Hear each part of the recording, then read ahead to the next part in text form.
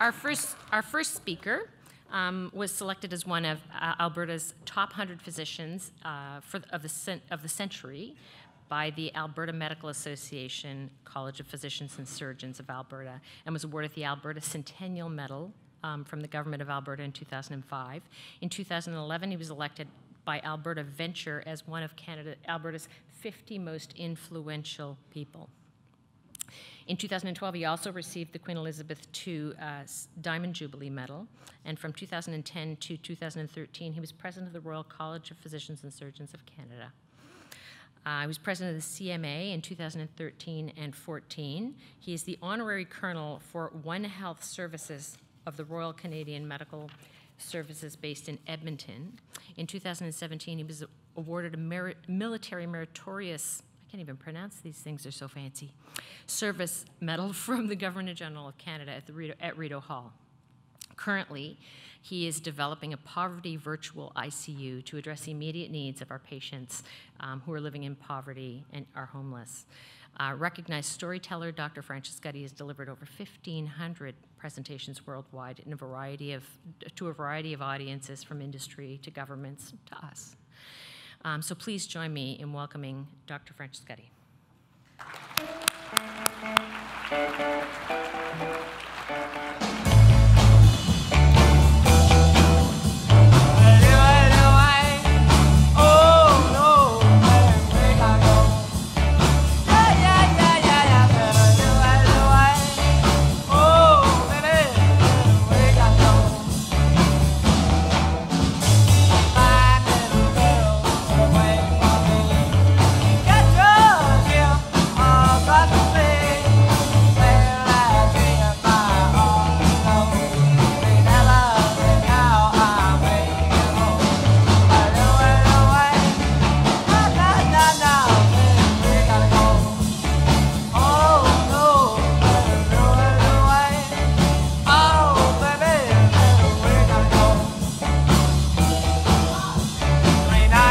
Holy mackerel. Can we shut that off? I wasn't expecting that. But I will take up my full 45 minutes starting from now. And what I want to do is make absolutely sure that by the end of this presentation, you feel comfortable being able to do a presentation similar to it. And I'm going to leave my slides with Connie, so if anybody wants copies of the slides, you're more than welcome to have the slides. As was acknowledged, we're on special unceded territory, and I think it behooves us, after the Truth and Reconciliation Committee report, to acknowledge whenever you're speaking on lands, and there's an actual website that you can go to and tell people the importance of making sure that we're connected with our brothers and sisters from First Nations. So what I'd like to do is try and, in the next 45 minutes or so, share where I've come from and where I plan on going. And for the residents and the medical students, I'm going to be around afterwards if you want to come up and talk about maybe some career choices and things that are on your mind and whether you're in the right profession. And then for the older generation that you're wondering whether you should retire or not, you can come talk to me about that, because I still haven't made my mind up. But we've got an expert in the room we're going to point out in a second that does have some experience. But more importantly, what I want to do is be able to impart on you the beauty of the practice of emergency medicine and how society is going to have far greater expectations of us as time goes on. But before I do that, I want to just get a pulse. Before we do anything else, what sort of a presentation do you want? What kind of tone? Because I can vary the tone based on your needs. Do you want it to be super serious? Do you want it to be super easygoing? Do you want to laugh? Do you want to get challenged? Do you want to get pushed? What do you want to do? All of the above. All of the above? All right. Now, that's the equivalent to giving me the speaking stick. So what we're going to do is get started, and I'm going to go through it rather quickly, because I know you can listen to me far quicker than I can ever speak.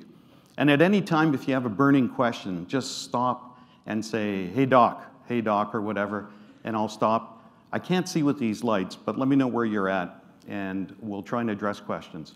Now, I know the best part of any presentation is the end of it, so we're going to try to get to the end of this presentation as quickly as we can. And for my colleagues, je pensais que j'ai entendu des gens parler français. Ça fait 40 ans que je suis parti de la belle province où est-ce que je suis né, mais je vais parler en anglais, mais si vous avez des questions en français, vous pouvez me trouver, puis on va parler parce qu'il manque la pratique. So if you don't speak a language, you lose it, so I want to try and speak it. Now, for those of you that think, caring physician and storyteller is a little too boring and doesn't sound plenary enough, here's why I don't use that any longer, because it's kind of embarrassing. And I gave a talk in London, England once, and an old senior chap came up to me and he says, "Son, I'm going to give you some advice." And I said, "Yes, sir." And he said, "When your degrees and postnominals are longer than your last name, and you have a last name, you got to drop them and get back to something simpler." So he said, "What do you do?" I said, "I'm a physician." And he said, "What kind of physician?" I said, "Well, I like to think of myself as a caring physician." He says, "What else do you do?" I said, "Well, I tell stories." And he goes, "That's it. That's your new name, caring physician and storyteller." So that's what I want to try and focus on today. What we're going to do is go over the conflict of interest. I did receive an honorarium for coming. I had my airfare and accommodations, and I thought that was the end of it till last night. This showed up in my room. So of all the conflicts, this is the one that I have to declare that I did receive this goodie bag last night, and it does make a difference. I like you guys even more than I did when I first started.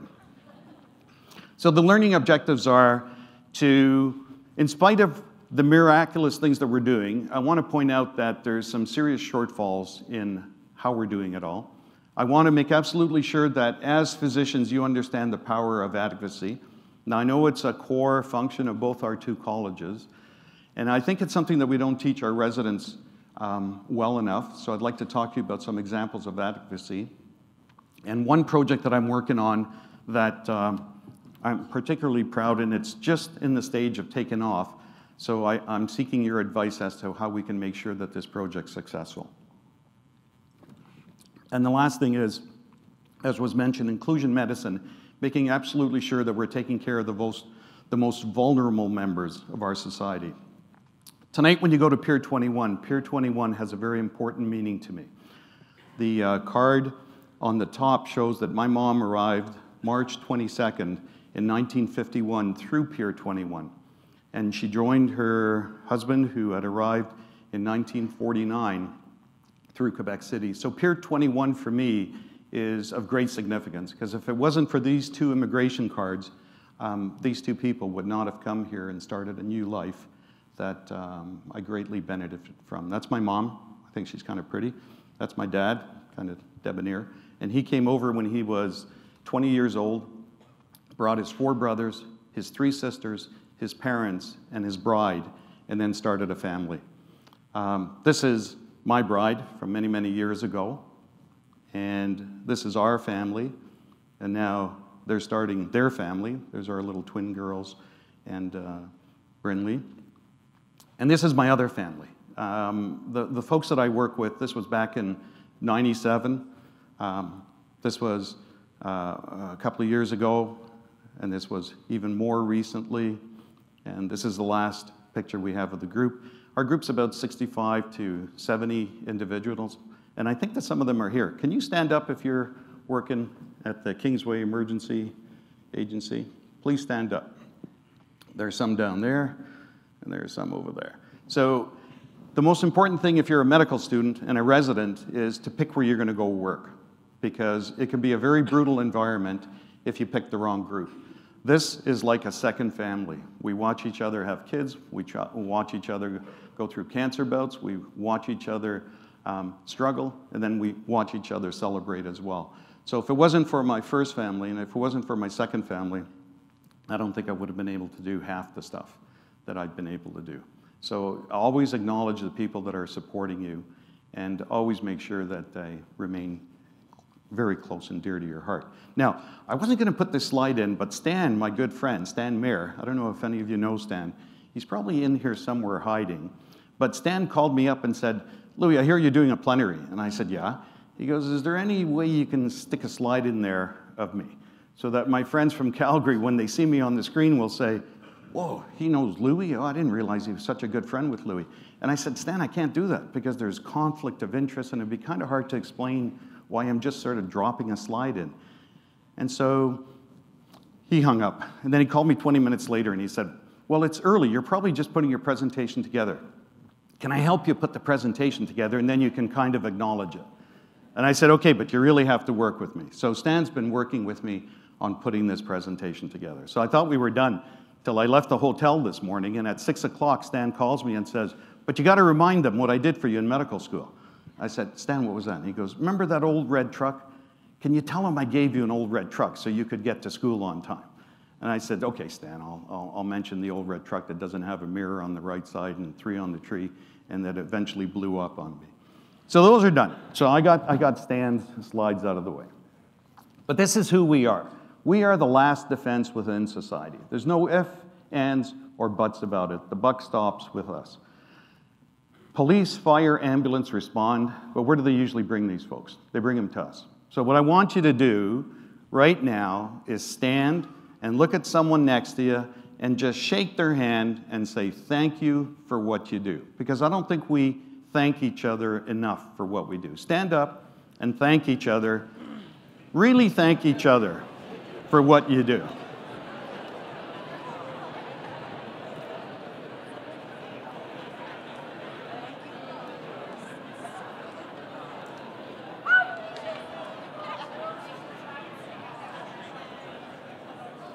Okay, now that's important because if you take a look at any registry across the country for colleges, and I'm with our College of Physicians and Surgeons of Alberta, and you take a look at the registry websites, everyone has office hours, everyone has the kinds of patients they're going to see and they're not going to see, and they're all controlled, except for our world. Our world is chaos. We basically see anybody, anytime, sick, not sick. That's just the way we operate, right? So you got to always remember that we are the last line of defense. And what that always tells us is it's extremely important for us to learn the patients and learn about the patients that we take care of. Because our job really should be to try and keep patients out of the emergency room, right? And that's the kind of training that I had, was to go to work trying to figure out ways to reduce the volumes by making patients healthier. So what I want to do now is take the opportunity to give you the roadmap. There's only 4 categories of what we're going to talk about today. There's 4 sections. We're going to talk about how life is pretty good. We're going to give a little bit of a reality check. We're going to talk about some basics as to how we can fix the system. And if we have time, the last part is like a little bonus. It's your move. These are 8 tips that were given to me by Paul Belserrain in Vancouver back in 1988. And these are tips that I followed. It's the roadmap that I follow to making sure that I'm able to keep working. And I want to share these with you. So the entire presentation is yours to have, and the entire presentation is yours to use in whatever way you see fit. And the only thing is, if you make slides that are better, or that are bolder, or that capture something I missed, just share them with me so that I can incorporate them in the next talk, and then I can share them with others as well. So let's get started. Now, you said you'd like to play around, so here's my first playing around with you. And trust me, I put these in for a reason, because I can judge an audience very quickly by how you react to these, and I'll know how far to push this. But I think we can push quite far. So this is what I'd like you to do. See the colors? Black, yellow, blue, green, red. We're going to go through a little experiment here where I can actually brainwash you. I'll brainwash you so that you can listen 2 times as fast as you can listen right now. But you have to trust me. Trust me, I'm a doctor, all right? I want you to read from the top down, the colors and colors only. And then I'm going to encourage you to say them faster and louder. Then I'm going to switch the slide, and then I want you to give me the colors, all right? Don't think, just give me the colors very quickly, and I'll show you a 3rd slide. And if you see green on the 3rd slide, then I've got you hypnotized. You ready to try this? Okay, start. Red. Green. Come on, louder.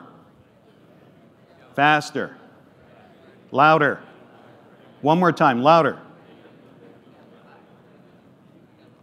Colors. Colors. Colors. Colors. Okay, if you see green, I've got you. So now that I've got you hypnotized, now I can really start working you. So here's the trouble. Whenever you're giving a talk nowadays, chances are very good that there's 5 different people in the crowd. There's 5 different audiences, right? And what you have to do is make absolutely sure that you cut through and meet the needs of all the different audiences that are there. You can't assume that you're going to be able to meet everyone's needs when the audience is so diverse, right? That's really important when you're putting a presentation together. And so when my grad students heard I was coming out here, they said, well, you better be well prepared. I mean, that's going to be a talk to your peers. The BS meters are going to be set very tight. You're going to have your presentation down pat, and there can't be anything left to chance. And so we did a practice question session, and they caught me. They asked me, why is Generation Y called Generation Y? Do you know why Generation Y is called Generation Y? Can all the Gen Y stand up? If you're Gen Y, stand up. Now, I hope nobody gets offended, but if you don't know the answer, I found out the answer. It's very straightforward. It's very straightforward. So if everyone ever asks you why Gen Y is called Gen Y, and it's interesting, a lot of them become plumbers and pipe fitters. So this is where I'm at, 65, all right? I plan to live till about 90 based on our family demographics. And for the last probably 25 years or so, I've got different things that are planned. The most important one is to make absolutely sure that I use all the currency that I've built up over my career to tackle the most difficult advocacy role that I'm about to prepare on. And that's the one where I'm going to need your help as a community.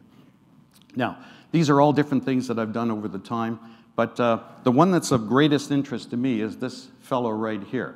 So I was at a dinner when I received a fellowship in the Royal College of Physicians and Surgeons of Glasgow, and I was having dinner with this guy when the president came by of the society and said, oh, Dr. Francescutti, what an honor that you're sitting next to the most famous physician in Scotland. And I said, really? I said, that's kind of odd because I've been talking to this guy for 20 minutes and he was a very unassuming individual. And so after the president left, obviously, Sir Graham Teasdale looked at me and said, let's just get this over with. And I said, well, you piqued my interest. What did he mean when you're the most famous physician in Scotland? And he said, well, here, I'll help you. He said, I co-developed a scale. I said, okay. He goes, you probably use this scale quite often. I said, okay. He goes, what city are you in?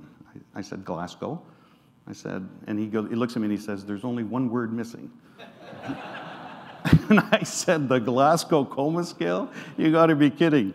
And he goes, no. And then he said, do you want a picture? So I took full advantage of taking a picture with the fellow that developed the Glasgow coma scale. And when I said, how did you develop that scale? He goes, I co-developed it. And he goes, my attending was always frustrated when I was trying to explain how severely injured the person was. And so in frustration, he said, give me a number. Just give me a number. And so that's how the scale got developed. So as president of the Royal College, the only other time this has ever happened was as president of the Royal College, I was at a past president's event, and past presidents were coming up and saying, welcome, welcome, welcome. And everyone was talking to this guy, Bob. Hey, Bob, nice to see you. Bob's from Toronto. So I met Bob, and then he said, what do you do? And I said, what do you do? And he said, I'm an orthopedic surgeon. I said, really? I said, what's your name? He goes, Bob Salter. I said, Salter, orthopedics, Toronto? I said, any chance? He goes. So my only claim to fame is this, is that Donald Zamboni, every winter, regularly wants more pictures of my Model 100 Zamboni and tractor because it's the best outfitted Zamboni, he said, in Canada, and he wants more and more pictures of it. So that's my claim to fame. So whether I started working in industry as a paramedic, whether I'm consulting with industry, whether I'm working as a university professor, or whether I'm with our men in the field, as I was on Wednesday in Camp Wainwright for Maple Resolve, and saw some amazing things. They moulaged me as if I was a severely traumatized soldier. They threw me in a ditch They sent in coordinates, a Bison ambulance picked me up, and then I went through a little field hospital and they resuscitated me, and I was so impressed by these men and women working in very difficult conditions, working very professionally. So if I was a medical student, I would go out and visit that booth of the recruiters out there and find out a little bit more about how you can get your education paid for, join a very special family, and the most important thing is get a pension at the end of the day. So I'd really recommend you take a look at that. But let's start off by finding out what's on your mind. So I told you that there's 5 different demographics with this age group, but I've got to find out what's on your mind. Because if I'm going to do the last part of this presentation and make it worthwhile for you, I want to try and drill it home. I'm working with a fellow called Jeff DeRoche, and this is going to be the ultimate. This is going to be the ultimate. What we want to do is actually poll an audience, take those results, go to my slide bank, I've got thousands of slides, and automatically build a presentation so that I'm going to be able to go into a room, not knowing much about the room, but based on how the room responds to the survey, to be able to generate a presentation on the fly. I mean, if we're able to pull this off, and I think we will, with the computing power that's coming down the pipeline, I think it'll be remarkable. But for now, can you go to drlou.ca/survey, so drlou.ca/survey, and it'll ask what's on your mind. So I'd like to find out what's on your mind. And it could be either related to professional or it could be personal, and there's no way I can track it, but I've got to know what's on your mind. Are you worried about match? Are you having problems at home? Are you having financial issues? Are you depressed? Are you suicidal? Are you looking for wisdom in one area or another? I just want to find out what's on your mind. And as you start entering your results, we're going to flip to another screen where the results are actually going to start appearing. And then based on those results, in the last 25, 30 minutes that I have, what I'll be able to do is tailor the presentation, hopefully to meet your needs. So if you see something that you agree with, like stress, just click on that, and then that'll show up. So if we can flip to the side that shows us what results are coming in. Okay. So this is what's on your mind right now. Jet lag, love, matching TEM, I'm worried about CARMs, Peggy's Cove, overwork, matching, kids, love, perspective, raptors, admiration, CARMs, curious, Eddie, curious is popular, stress is popular, tired is popular, uncertainty about the future, you met the GCS guy? Unreal, that's what I thought, yeah. What's the point? You can get a picture with me and say, this guy met the GCS guy. Just joking. Okay, matching, kids, I'm worried about CARMs match. Okay, I'm worried about my patients, jet lagged, hungry, food, excited.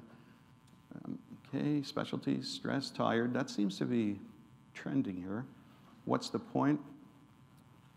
Winding down career, uncertainty. Okay, so you know what?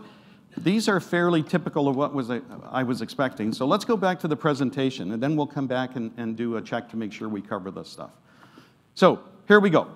This is where I'm going to really start giving you the meat of the presentation. So if we're going to focus on advocacy, let's focus on some of the things that have been done that have been very powerful. HEROES was a program that I developed when I was a general surgery resident. So I started off in general surgery, did 4 years of that, realized it was far easier to prevent trauma than treat trauma.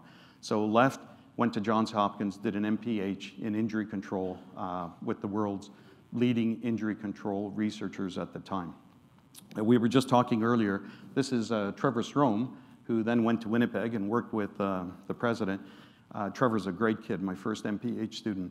And what we did was we basically raised $360,000, developed an 18-slide projector, true quadraphonic rock and roll show, 100-foot screen, and we toured high schools, getting kids interested about injuries.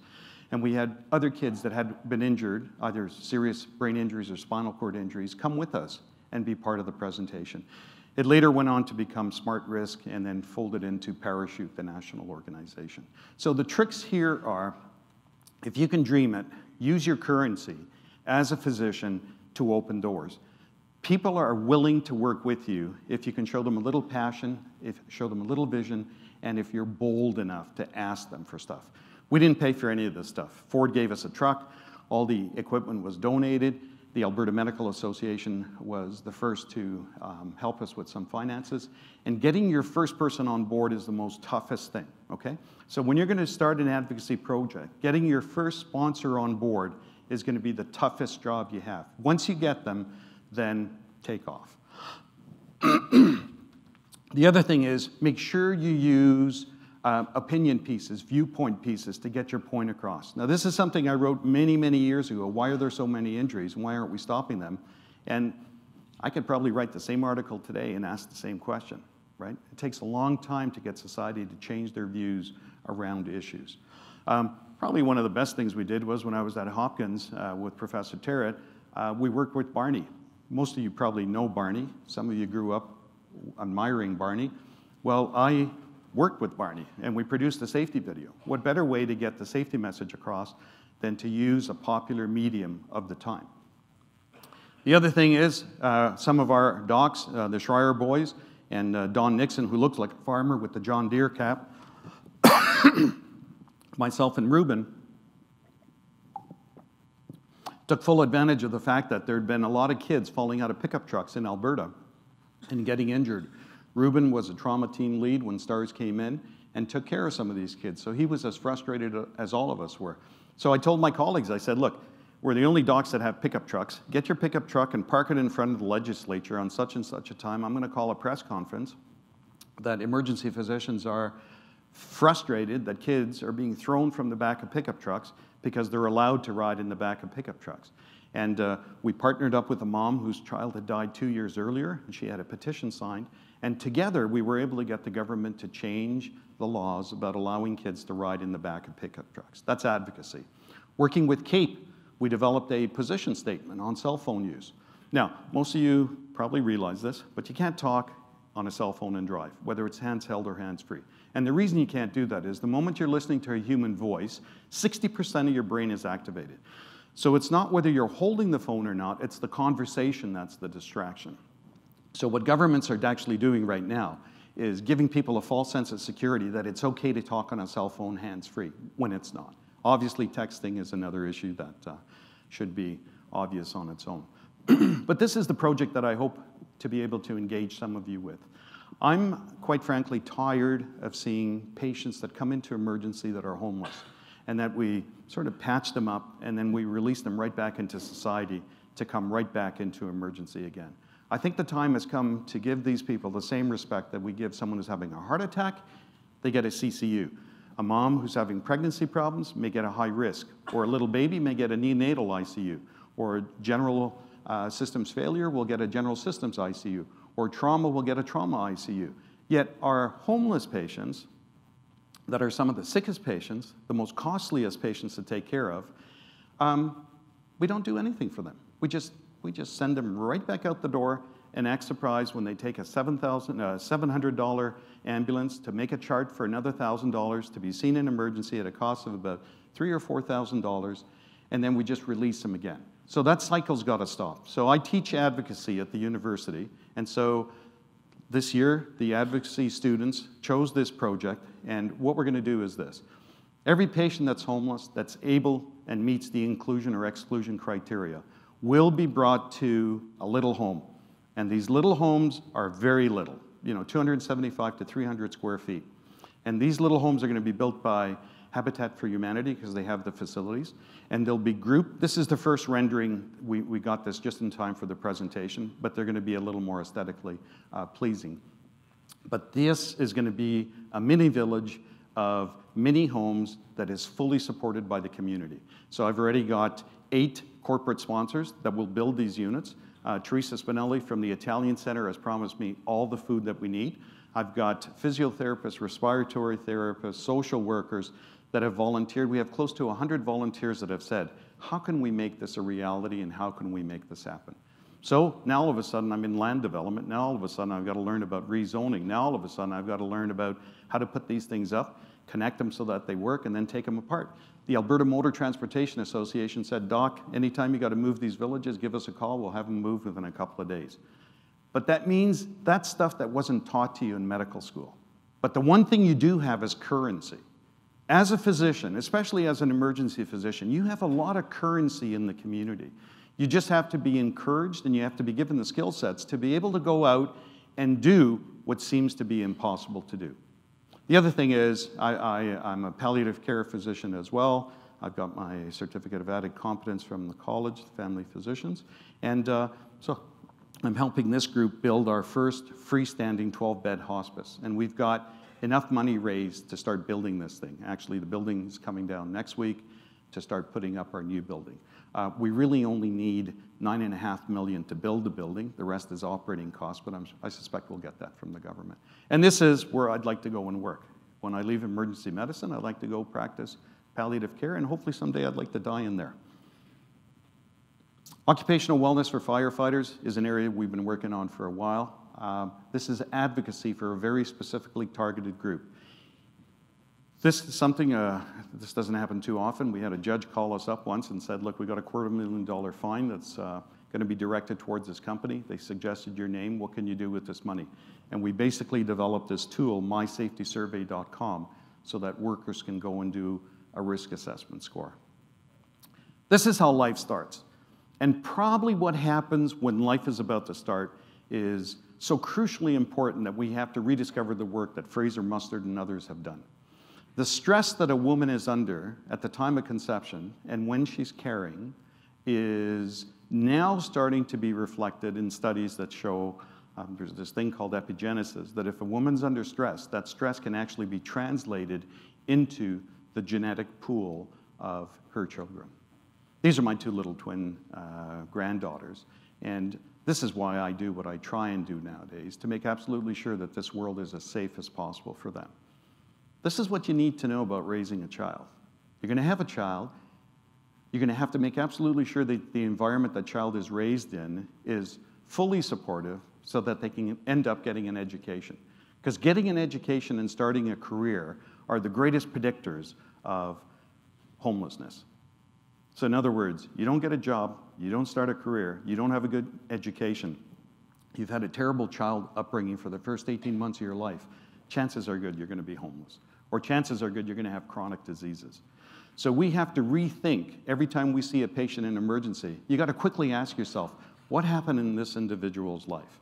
Now, here's the bright, shining news. Jessie Breton, one of our emergency docs, one of the most brilliant women I've met in my life. She did a presentation in an advocacy class that I taught that just floored me. If you're ever looking for a plenary speaker to talk about issues around women and how women are victimized and sexualized within our society, this woman will give you a presentation that will leave you in tears.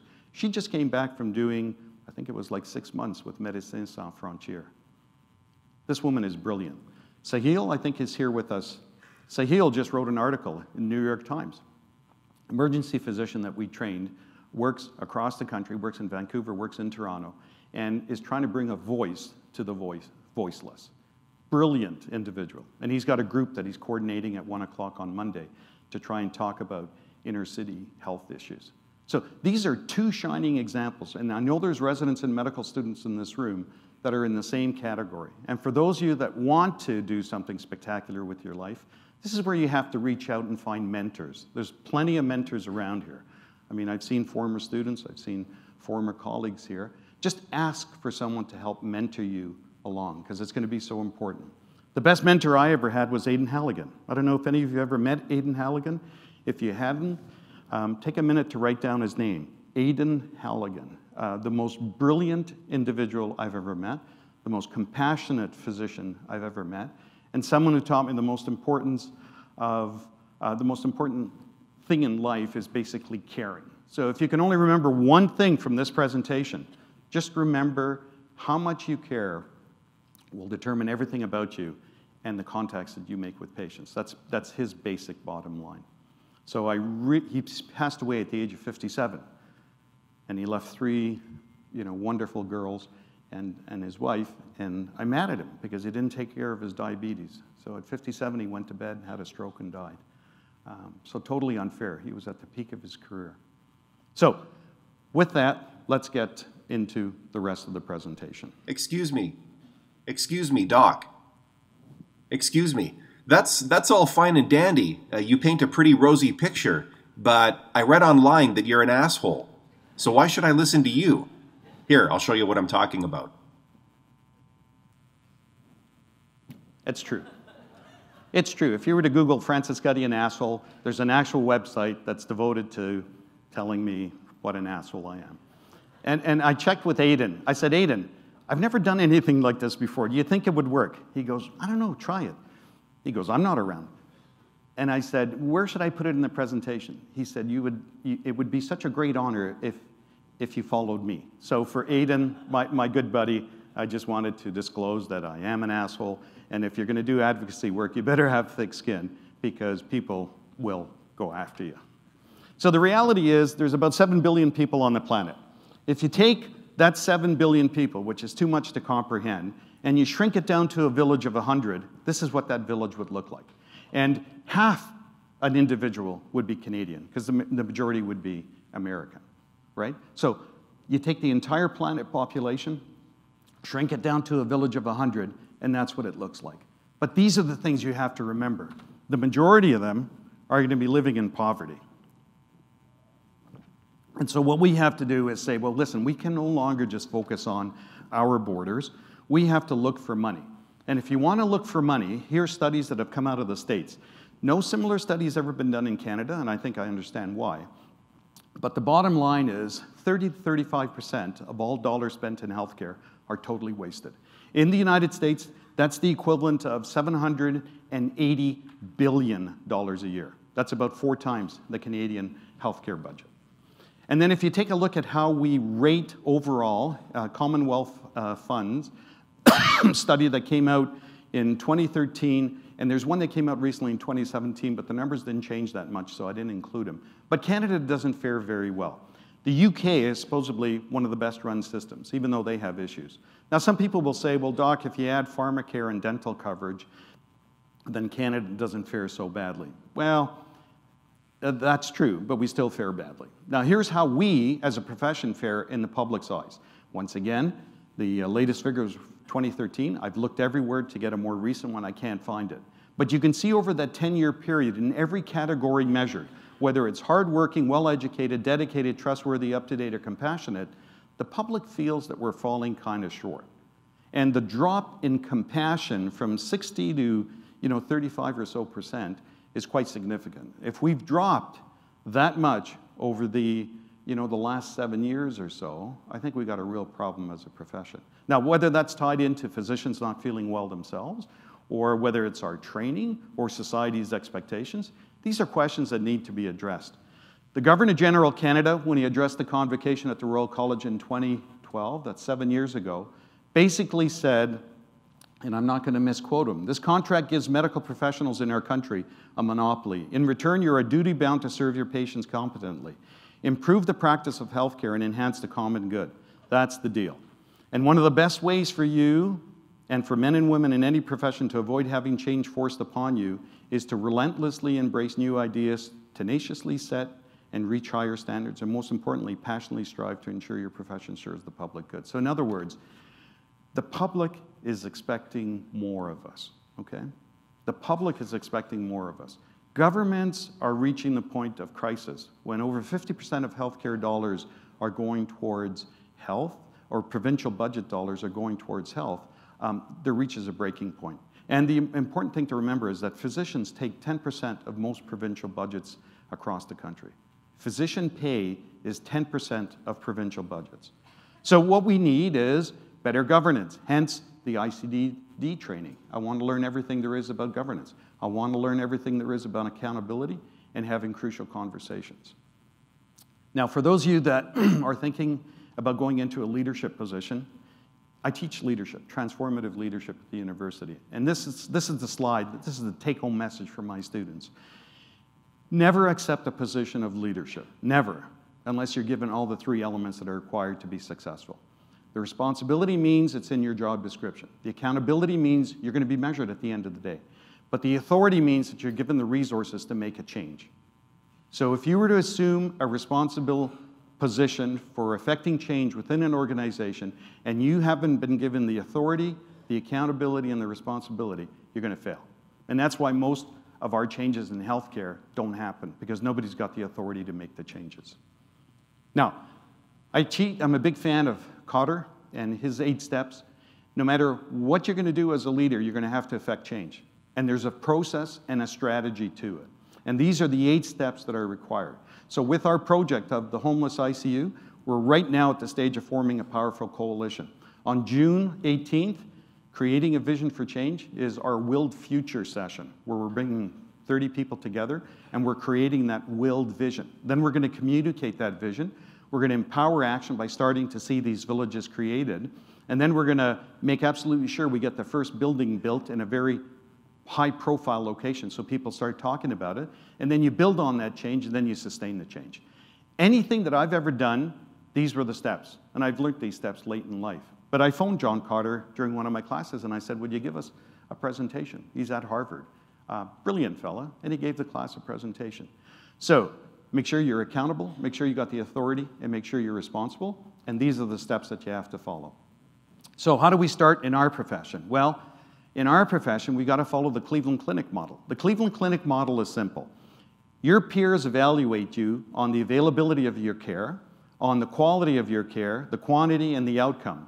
And patients are evaluating you on the compassion of care. And that's linked to a 1-year contract. And if you perform satisfactorily, then your contract is renewed. And if not, then you're not renewed. And so when I wrote a simple blog about this, this was the picture that I received in my email box. So some physician in Canada took, I guess, displeasure with what I was suggesting and sent me this beautiful picture of a little mock surgeon holding a pair of scissors, and at least he correctly placed it right through my heart. So you want to be called an asshole, you want to receive pictures like this, you got to be prepared to, go with the consequences of speaking out. So here's the good news. We know how to make things better. A child is born. Even before a child is born, you've got to put as many resources as you can to make absolutely sure that that child's brain will develop so that they won't turn into someone that's going to need our help. Very expensive to do it that way. For millions and hundreds of millions of years, hopefully no one's offended by these slides, but for millions of years we were hunter-gatherers. We're no longer hunter-gatherers. And as a result of that, what's happened is that industries have developed around things that make people feel good instantly. And so people take these things that make you feel good instantly, right? Salt, fat, sugar, sweetness, drugs. And the consequences of that is why we have to have the healthcare systems that we have. So if you take a look at our healthcare system, you have to say to yourself, why are so many people sick?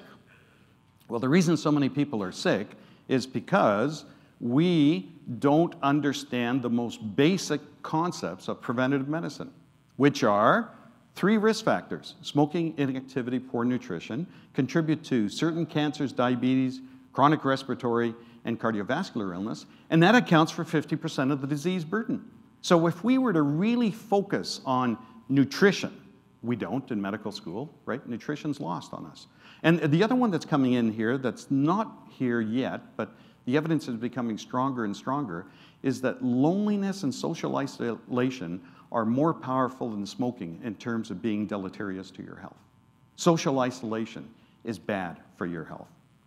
So 5% of any provincial population in any 1 year consumes 65% of all healthcare resources. These figures are staggering, and they're pretty well consistent across the country. So we have to identify that 5%, and then we have to start working backwards. Now, what a coincidence. You guys said you were tired. Fatigue, totally missed, right? Fatigue is totally missed within our society. Yet fatigue can be measured just as easily as impaired driving. Germans have invented this helmet that you put on your head, and it measures your fatigue. We should have these within our healthcare systems, these accredited healthcare systems that are harming and injuring patients, and I think a lot of it as a result of fatigue. Suicide. We don't like talking about it, right? And yet we know suicide's a major problem. Finally, we're talking about suicide amongst physicians. We have to talk about it. Nothing wrong with talking about it. This is one that, ask your patients. Are you living in solitude? Are you lonely? Find out about that and encourage them to try and form networks to deal with it, especially with our seniors, and I'll come back and talking about our seniors in a second. Substance misuse and addiction, major problem within society that has to be dealt with. There's a lot of people that are working on this, but we have to go upstream and find out why people are like this. Family violence, especially towards women, is rampant. And I hate to say this, but I stop asking in an emergency because I don't have any place to send these poor women and men. Men are abused as well. It's not just women that are abused in relationships. But if you're going to ask someone if they're in a violent situation at home and they're being abused, you better have the resources to send them to. Brain health, I'm not going to spend too much time.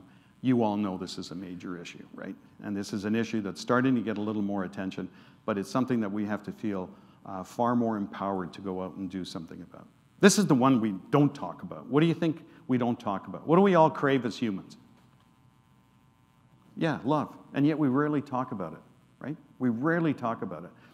Rarely do you hear any plenary speaker talk about love and the importance of love and how do you measure love and what is love and what's its impact when it's good, when it's bad. Yet we know that love, Harvey Brenner taught me this at Hopkins, probably the most important determinant of someone's health is the love in their life, whether they love themselves, whether they love their friends, whether they feel that they're loved. And yet, we never talk about love. This other one, happiness. You know, ask yourself right now, are you happy? And if you can't come out and say yes, a big yes, you're happy, the chances are things aren't going to get any better. Because you have to understand what happiness is.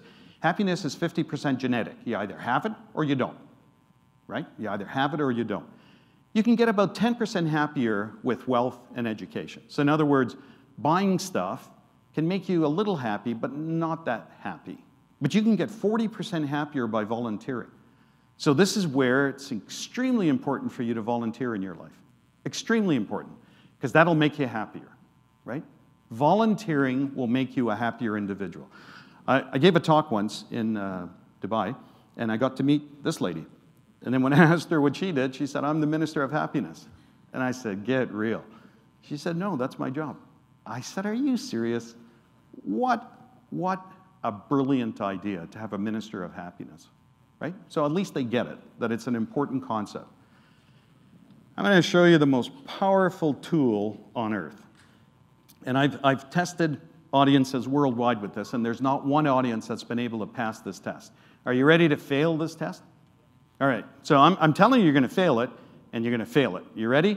I just want you to do 3 simple things. I want you to stand up, I want you to look at someone right in the eyes, and I want you to smile. That's it.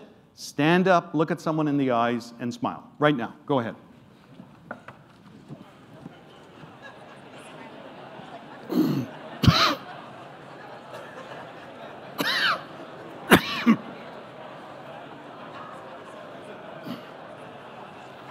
Okay, sit down, losers.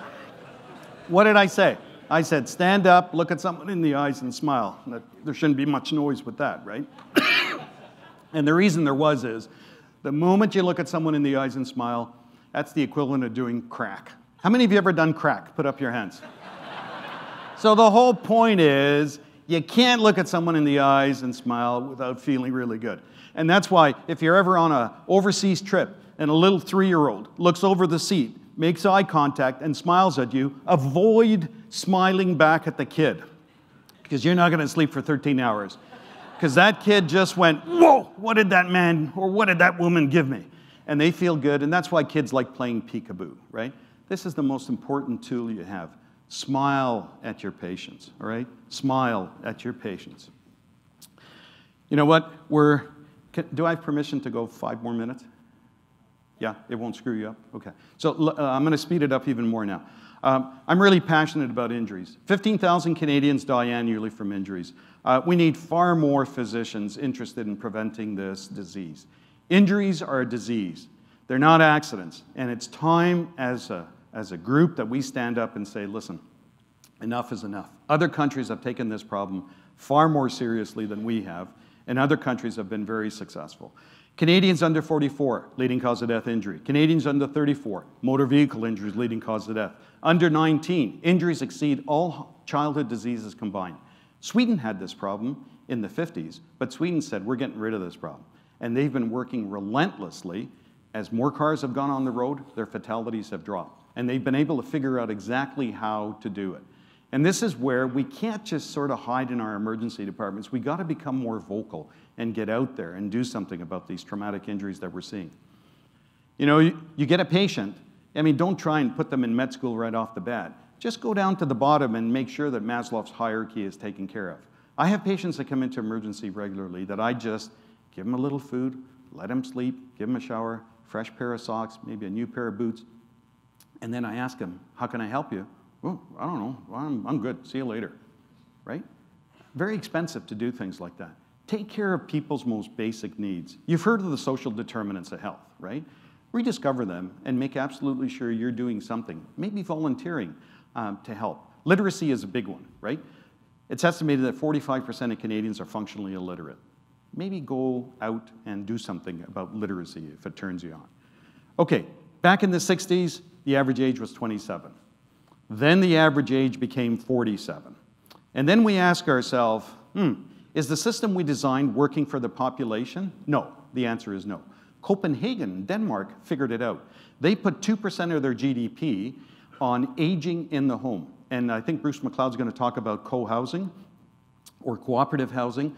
What they do in Denmark is senior means you're a junior senior, you're a senior, you're an old senior, and you're like a really old senior. And what they try and do is bring these folks all together so that the junior seniors can help take care of the needs of the other seniors. And so they have smaller homes to live in. They have communal kitchens and communal homes that people can come and visit and stay in. And as a society, they provide 24-hour support in the home, and they're closing long-term care beds and acute care beds. So Denmark has shown us that this is a concept that really works. So if you're passionate about seniors, this is something that you should try and emulate. This is a basic, preventative maintenance chart for the machine known as a human. And we have to know these numbers individually, and we have to know these numbers for our patients. We know the foods that make us healthy, yet a lot of people are never going to be able to afford these foods because they can't buy them in the neighborhood they live in. You take a look at lower socioeconomic areas, and what pops up? The McDonald's, the Kentucky Fried Chickens, and the liquor stores, right? So we've got to understand that if we want people to be healthy, it's not very complicated, but we have to reach out. Now, this is it. These are the 8 slides that I want to close with. I think these are the most important slides that I've ever followed. Know yourself, right? Know yourself. Take some time to do an inventory of who you really are. Whether you're a 20-year-old getting started, or whether you're a 65-year-old wondering what the heck you're going to do with the best years of your life. And the best years of your life actually start after 60, in case you haven't noticed. Know what your needs are, right? We all have needs. I know what mine are. I know what my needs are. What are your needs? Know your abilities. No way in hell I could do this. I'm very happy the guy can do that. I can't do that. But I know what I can do, right? I know my abilities and I know my limits. You want to be successful in your love life, you want to be successful in your family life, in your business life, your career, show a little passion.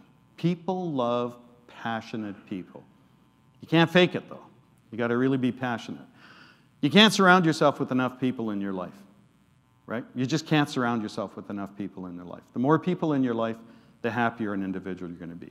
Do your homework, obviously. No matter what you're preparing for, make sure you put the time and effort into it. Being a good listener, simple to remember. 2 ears, 1 mouth. Listen twice as much as you speak. Speak the language of the people you're going to be talking to. You make a promise. I learned this in the Middle East. You make a promise, you better keep your promise because people remember. Be resourceful. And there's going to be even less dollars as we move into the next 10 years. There's going to be less dollars. And physicians, trust me, are going to be the target of a lot of those monies because governments are looking at us. Try and inspire others. Share what you have with others. And don't lie. This community is so small that your lives will come back to haunt you very, very quickly. Have fun. Life is too short not to have fun. And let others take the credit. And I want to end with, hold on, I just got a text message here from Stan. He goes, Louis, I don't think that's a powerful enough ending. Can you put the slide on that talks about when we were discussing how I'd like you to end this presentation. Listen, I'm the guy with the hair. I'm very authoritative. Can you just tell folks to remember the most important things? And I will. the most important things to remember about this entire presentation are that you can do a presentation very similarly. You have access to the slides. Find a voice about something that our patients need. Become passionate about it. Work with others that are passionate, and really, really make a difference, because people are waiting for us. We are the last line of defense. There's no ifs, ands, or buts about it. But it's not good enough to just sit in emergency taking care of emergency room patients. You got to figure out where they're coming from, and you got to be vocal, and you got to get out there, and you got to make a difference. So to the conference organizers, what an honor to be given the opportunity to speak with you. I hope I met your needs, and I'll hang around for a while if anyone has any questions. And all the best to you. Have a great life.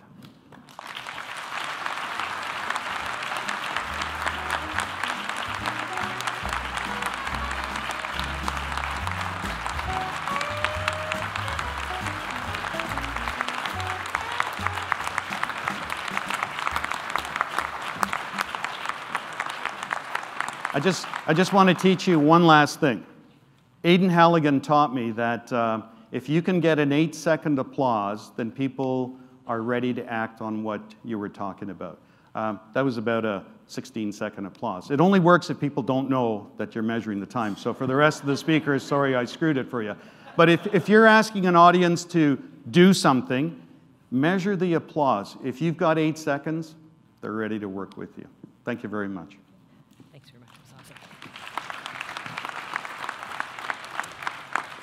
So I think that set us off to a really good start. In emergency medicine, we go to work every day, and we see patients who need us because of all of the things that Dr. Francescutti discussed. And I think we incur micro-trauma from not acting on them. So picking one of these things, for the young people in the room, picking something and chasing it down is really important. I think it's part of your wellness, and so I want to thank Louis very much. This is a physician who trained before leader and scholar and advocate were part of CanMeds, because CanMeds didn't exist. How good's that?